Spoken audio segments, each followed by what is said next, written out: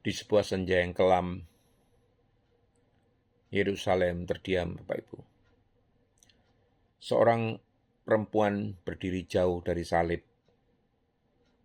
Namanya tidak dicatat di dalam kitab, tetapi dosanya banyak, Bapak Ibu ya.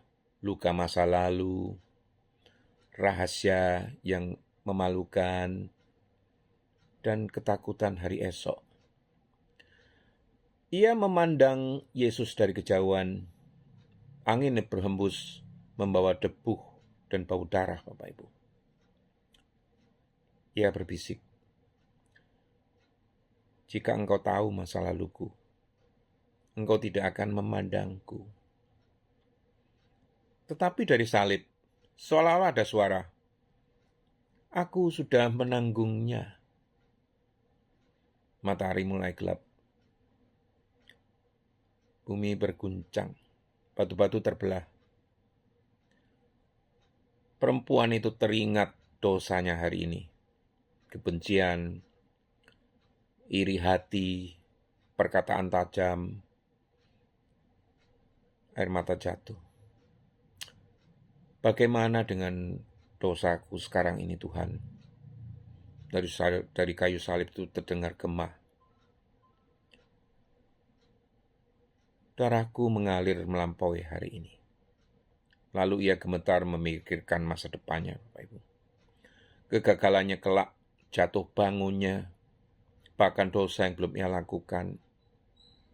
Ia bertanya lirih, apakah esok pun sudah kau lihat? Dan ketika Yesus berseru, sudah selesai, langit terbuka. Yohanes 19:30. Perempuan itu sadar, salib bukan hanya berdiri di tahun 33 Masehi. Salib berdiri di tengah semua waktu. Bukan untuk membiarkan manusia berdosa sesukanya, tetapi untuk membebaskan manusia dari tirani dosa. Ia pulang bukan dengan izin untuk berdosa, melainkan dengan hati baru yang rindu untuk hidup kudus, Bapak Ibu.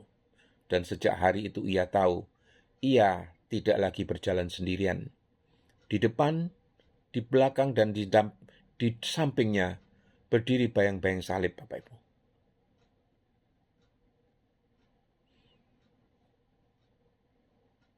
Logikanya, Bapak Ibu, penebusan itu sudah tuntas. Bagaimana faktanya? Fakta Alkitabiahnya, penebusan memang sudah berjalan final, Bapak Ibu. Bersifat final.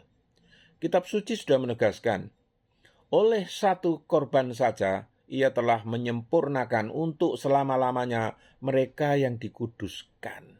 Ibrani 10 ayat 14. Belum lagi, ia masuk satu kali untuk selama-lamanya di Ibrani 9 ayat 12. Implikasi teologisnya, penebusan tidak berulang. Kristus tidak perlu disalibkan lagi. Dan nilai darahnya cukup untuk semua dosa sepanjang sejarah manusia. Maka secara doktrinal, dosa masa lalu, dosa masa kini, dan dosa yang akan datang berada di dalam cakupan penebusan Kristus ini.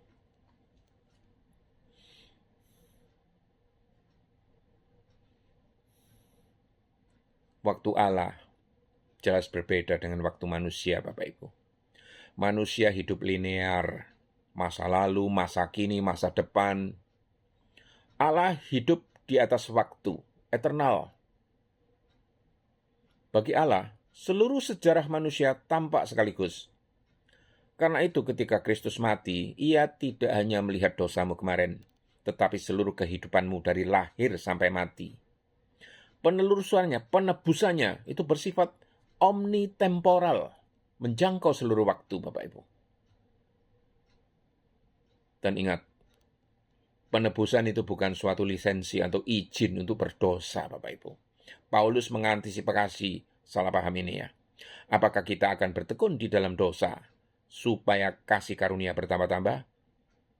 Sekali-kali tidak, di Roma 6 ayat 1-2. Prinsip pentingnya Anugerah mendahului ketaatan, tetapi anugerah menghasilkan kekudusan. Ini poinnya. Nah, apa relasi pembenaran dan pengudusan? Penebusan Kristus itu bekerja di dalam dua dimensi. Dimensi yang pertama adalah pembenaran, justification ya. Status kita itu di hadapan Allah itu sudah benar karena Kristus. Ini mencakup seluruh hidup kita loh, bukan cuman sebelum Kristus disalib saya sudah hidup dan kebenaran saya cuma ya sebatas itu. Bukan, Bapak Ibu. Yang kedua, pengudusan, sanctification, proses seumur hidup untuk makin serupa dengan Kristus. Disinilah perjuangan melawan dosa ini berlangsung, Bapak Ibu. Jadi penebusan menjamin keselamatan, tetapi tidak menghilangkan panggilan untuk hidup kudus ini. Jadi apa kesimpulan teologisnya? Kita dapat merumuskan dengan hati-hati ini Bapak Ibu ya. Kristus telah menebus semua dosa kita, termasuk dosa yang akan datang. Tetapi penebusan itu memanggil kita untuk hidup baru, bukan hidup sembarangan. Amin.